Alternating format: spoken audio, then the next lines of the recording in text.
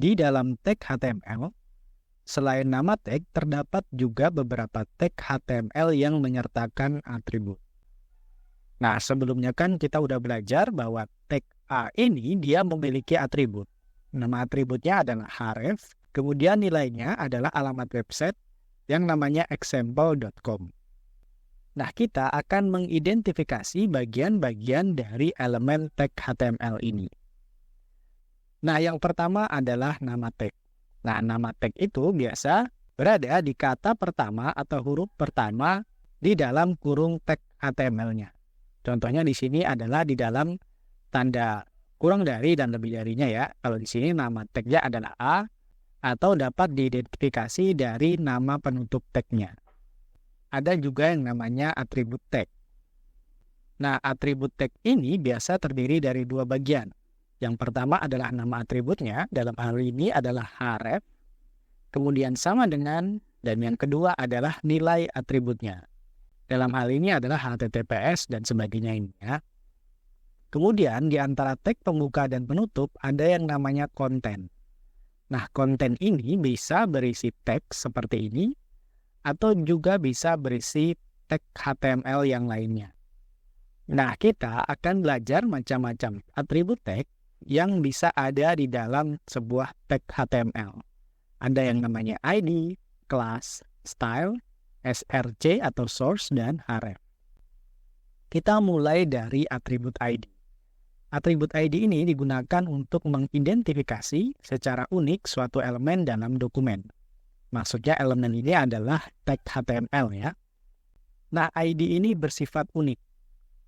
Artinya di dalam sebuah tag HTML tidak ada elemen yang memiliki ID yang sama. Begitu ya. Kemudian kelas. Nah, kelas ini memberikan identifikasi nama kelas. Nama kelas ini sifatnya tidak unik.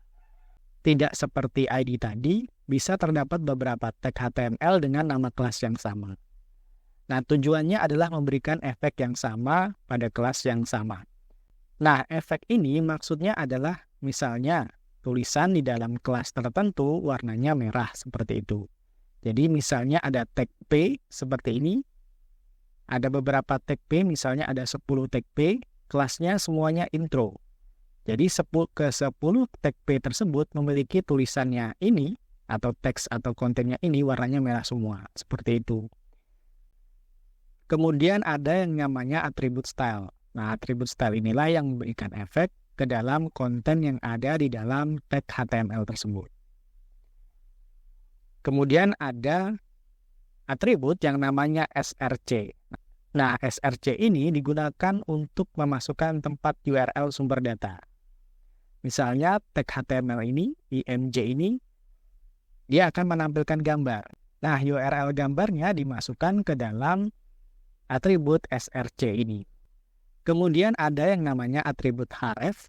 Nah, atribut href ini adalah tempat URL tautan atau link atau hyperlink. Nah, sebelumnya sudah saya jelaskan ya mengenai tag A ini yang di dalamnya berisi atribut href. Dan sebenarnya masih banyak sekali atribut-atribut yang ada di dalam sebuah tag HTML. Ada alt, onClick. Nah, onClick ini di video sebelumnya adalah memberikan efek waktu kita melakukan klik. Kemudian ada type, ada name, value, dan lain-lain. Kalian bisa belajar menggunakan atribut tag ini dengan masuk ke dalam web www.w3schools.com/html/html attributes.